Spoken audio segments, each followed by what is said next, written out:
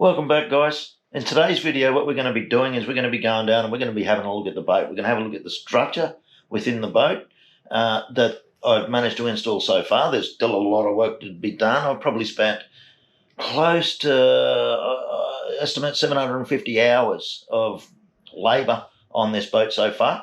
And I'm still, look, I'm getting close to where the most of the work is going to be pretty quick, but I want to have a look at the structure. So we're going to go down to the boat, we're going to have a look at the structure, but before I do that, I want to have a look at the design. Essentially what we've got is we've got the new transom here that the outboards are bolted to. Then we've got the old transom, a new bulkhead. So this bulkhead runs from port to starboard and goes essentially full height. We've got the knees coming across here. The knees provide additional support and longitudinal strength being the strength or the structure from the stern forward. And then we've got our lateral bulkheads going from port to starboard. These are full height bulkheads. So this is a full height bulkhead, another full height bulkhead, another full height bulkhead, longitudinal bulkhead here that's full height, and another longitudinal bulkhead here that's full height. So they're all structural bulkheads. They all lock everything into place. They sit right up underneath the floor. And when I put the floor in, the floor will be glued down to the top of these bulkheads. And that process in itself provides the additional structure and a little bit more strength by spreading out those loads. When you go whack on those throttles and start pushing those engines, then all of this force is distributed throughout those components. The other thing that I'm going to be doing in the future is I'm going to be putting sponsons on the side of the boat. So the reason for that, guys, is in Australia we have a standard AS 1799, I believe it is off the top of my head, and it dictates or tells us what the maximum horsepower rating of our boat can be. There are other factors that can be taken into consideration, and there are sea tests and sea trials that can be done to basically come up with that maximum horsepower rating. But in this case, what we've relied on is a calculation which takes the overall length of the boat into consideration, and it takes the overall beam of the transom at waterline into consideration as well. Now, when we did that calculation, we realised that the width of the boat at stern, or at the beam of the boat at the stern, was too narrow. So we had to increase the beam. So to do that, we're going to add a sponson. Pretty much shows them the drawing head is going right across. So it sort of comes right across, right up to underneath the flybridge. And you'll notice that the new chine, you'll see here. So that's the old chine there. That's the new chine. So that new chine will be sitting underneath the waterline. So this blue line here is the waterline. And that chine is essentially only just underneath that waterline, probably 50 millimeters or something like that. And the idea of that is there's two reasons for that. One reason, very important reason, is to just increase that lateral stability a little bit. So the rocking from side to side when it's at rest. The other reason is to prevent chine slap, water slapping up against the underside of the chine. If the chine sits above the water level at rest when it's sitting there, stable, then the waves coming through can just go splash, splash, splash, splash, annoying, splash, splash. Really can get really frustrating and irritating. So we wanted to avoid that, and that's why that chine line is sitting below the waterline. There are going to be other benefits as well. The hydrostatics and everything else, I don't understand the hydrostatics. I'm not even going to go there, but the hydrostatics, when the boat's moving through the water, how it will turn, how it will move, any sort of handling capabilities or anything else have to be taken into consideration as well. So that's pretty much that. We come back here and we've got you can see this bulkhead here as well, full height bulkhead all the way up to the underside of the floor. We've got the knees in there. Yeah, I've done a video of the knees, showing those knees, how I cover sealed those into place, glued them into place between that bulkhead and that bulkhead there. Those bulkheads are also all the way up, full height to the underside of floor, so that locks it all into place. I've also glassed around all of those bulkheads. There's 3 bulkheads and 3 knees in total. I've glassed around all of those. Those bulkheads have been glassed, multiple layers of structural glass on each of those. And that's pretty much it. That's essentially as far as I've got with the structure on the boat.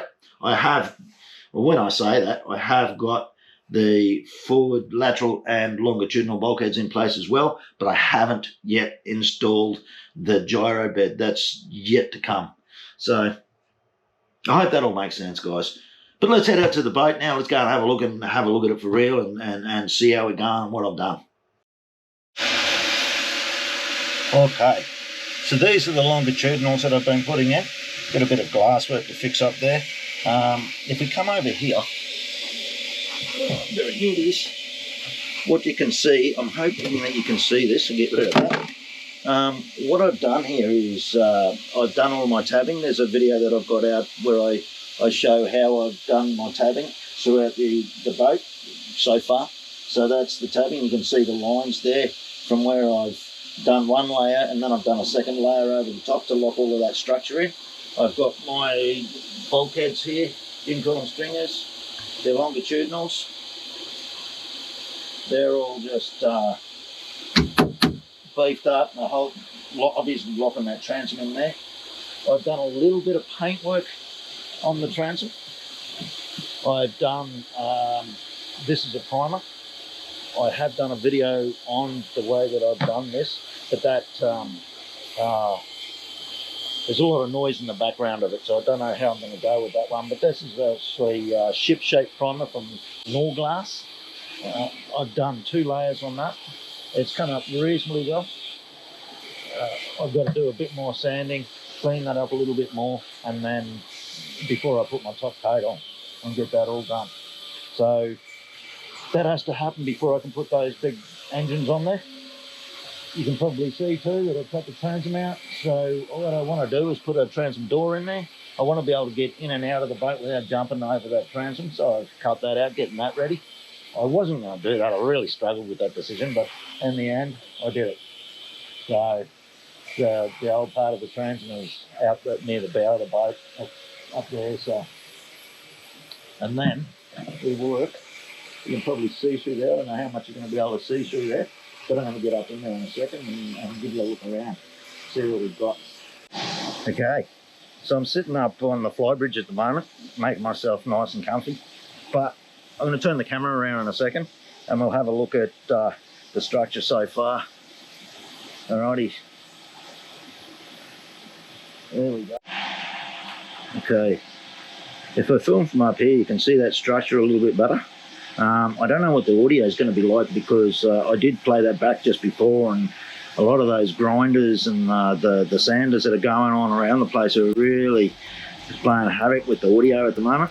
But there you go, that's it. You got the longitudinal there, up against this bulkhead. You can see my boots. We got a lateral bulkhead there going from port to starboard. And we've got the gyro support sitting down there. That's got a lot of work to do. That's just sitting there. They're just, yeah, nothing happening with them just yet. Another lateral bulkhead. And then down there where you see that white FF360, that's where the knees are. So the knees are in behind that. And what I've done is I've basically used cabosil and some screws to lock that in there, because that's going to be my storage, my esky, cooler, fish box, whatever you want to call it. So that's kind of it. So there you can see where I've cut the transom door out again to give me some access to the back of the boat when I need to jump over the stern. So that I don't have to jump over the stern, so that I can just walk out nice and easily.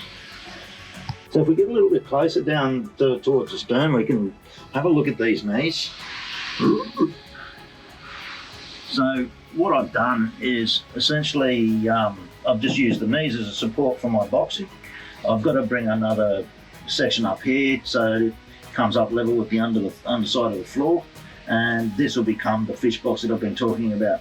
So that'll just provide a little bit more storage. It's quite a fair bit of space. And then I've got to try and work out what I'm going to do with all this other space. There's space everywhere now. Where I used to have an engine, I've got space, lots of space. So one really big advantage of ripping that old stern drive out and replacing it with outboard, just the amount of space and what I can do with it now. It's just a lot of room. I'm trying to work out what I'm going to do with it's another story, but storage for battery, storage for fish, storage for tackle, storage for, I don't know, camping gear, fuel tanks, extra fuel, all of those things that I can use it for. So that's a process that I've got to go through and try and work out what I'm going to do. So because the gyro's not going in either, that gives me a little bit more space at the back here, so that maybe I can use that as a spare fuel tank. Maybe I can use that just for, I don't know, heavy stuff, sinkers and more tackle. So many different ideas that are going through my brain, but none of them are really catching so far. Lot to do. This might be a better idea. So I'm standing on that fish box now. I've only just glued that in, that's just cover seal. I've got to glass that up. I've got, like I said, do the sides as well. And then come up over the top. See, up over the top here, a longitudinal, the structure in there. It's a lot of support there, very, very strong. All tabbed in, all locked into place. Come around, a little bit of a circle. There we go. So we're making progress. We're making some really good progress at the moment.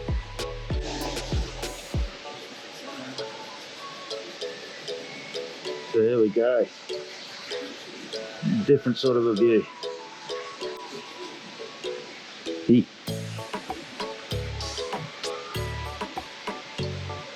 Oh, there's something I want to explain about those bulkheads there too, or those longitudinal stringers.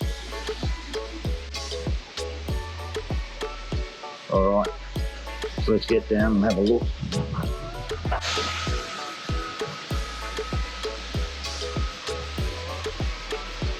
So you'll notice that what I've got is a spirit level sitting here at the moment, because it's very, very important that what I do is I get all of these at the same height.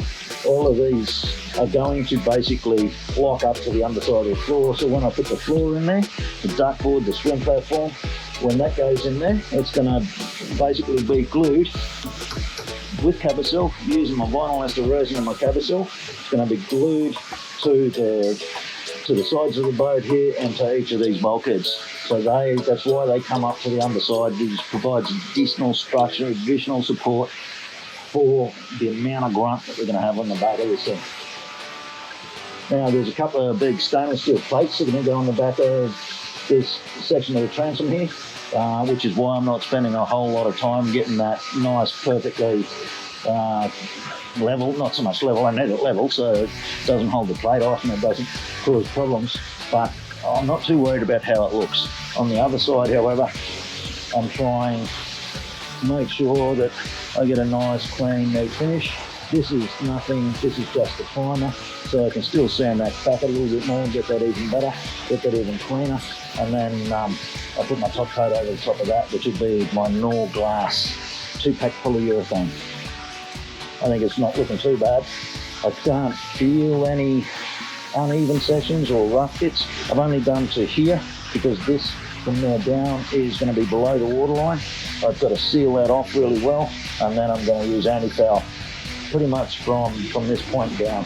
So that's not going to be my waterline, probably somewhere thereabouts. It's a bit of a guess as to exactly where that's going to be, but it gives us a bit of an idea.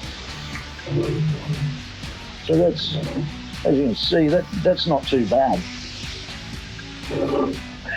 On the other side there, where I've got that other one, I do have to raise that a little bit, so that does come up to the underside of the floor, but that's pretty much it. A little bit of a rocky there, so a little bit high in one section, so that's got to be fixed up as well, but overall, hey, progress is progress, and I'm pretty happy with the way we're going. There are times when you get really optimistic and you think, oh yeah, this is great, I'm making some good progress, everything's going really well. And then there are other times where you think, oh man, what am I doing? This is hard. But you've just got to keep slogging it out, keep going, keep going, keep going.